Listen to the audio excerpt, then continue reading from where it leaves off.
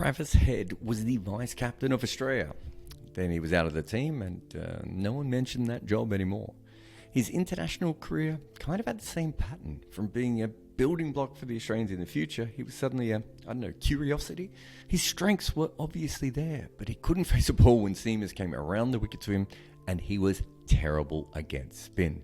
And it wasn't just the Australians who went cold on him. He was an IPL player when young. They spent a lot of time developing him, and when they came back the following year, they literally had a look at him and thought, he's not worthy of us even signing him for another season.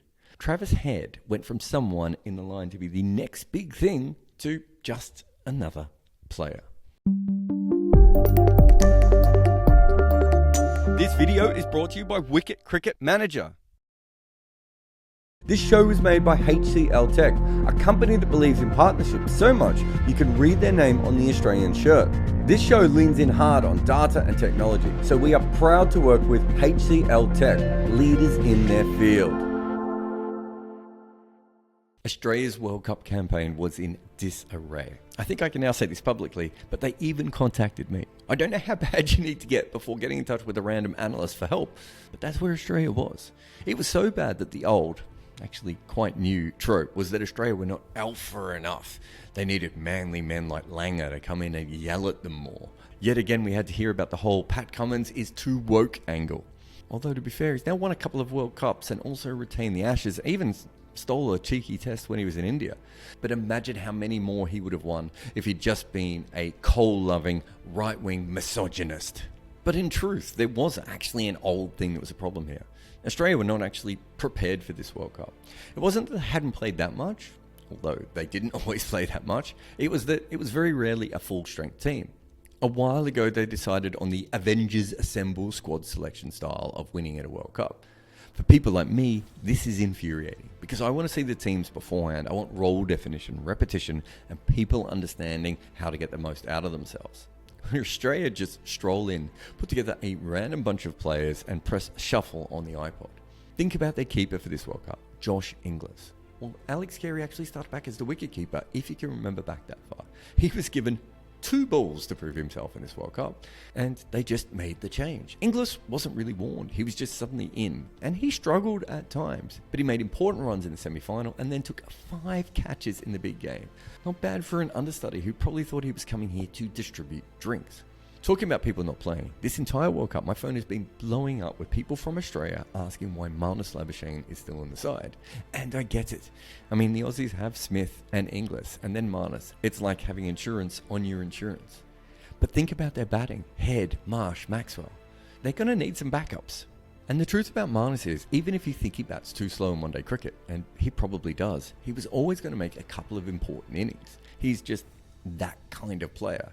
So yes, his strike rate in this World Cup is actually hilarious. It's like a 45-year-old associate player trying to help out when he should have already retired. But he showed why they went with it. What about Adam Zampa? He was basically famous for coffee before this World Cup. He's the sort of cricketer that everyone knows, but few ever really talk up. And he was a T20 specialist. Coming into this World Cup, if you said he would equal a record held by Murali to a friend, they would stab you in the eyeball with a fork. But Zampa has been working on his ODI bowling for a long time, and he is no longer simply in the team because they can't find anyone else. In fact, Australia sent Ashton Agar home before they even started. So that meant that they had one spinner, and that could have gone horribly wrong.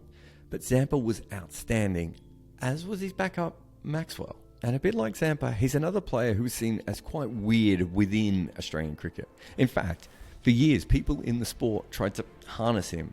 But how do you put a saddle on madness? Like today, he faced 1 ball, dismissed Rohit fucking Sharma, and won a game. All those years of trying to get him to conform, and this World Cup, he just went the full Maxwell. Fastest 100 at the World Cup by heaps, falls off a fucking golf cart, tore out Afghanistan's heart, and then finally, whatever he just did in the final. Even the favourite son, Steve Smith, had a weird World Cup. He started complaining that he wasn't going to bat at number 3, and he ended it walking off because he lost the ball and didn't realise it was outside off stump. And with all that, we come back to Head. A talented but broken player who missed the start of the tournament but came back with an incredible vengeance. Is that not kind of the story of Australia? Many people are already trying to make this one of the greatest hundreds in a World Cup final ever. The truth is, we've had a lot of great innings in World Cups, so it's hard to say. but it was absolutely fantastic. And so it isn't the greatest ever, but it's still incredible. And again, you could say the same for Australia.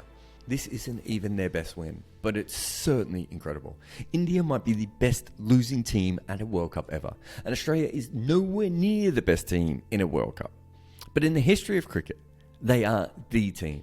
They are always here, no matter what. We have had 13 World Cups. Australia has won 6. More than 50% of the last 10. I didn't always believe that Travis Head would be this good, and I didn't believe that Australia could win this World Cup. But when it comes down to World Cups, it doesn't matter what you believe. There's what you think, and then there is Australia winning another title.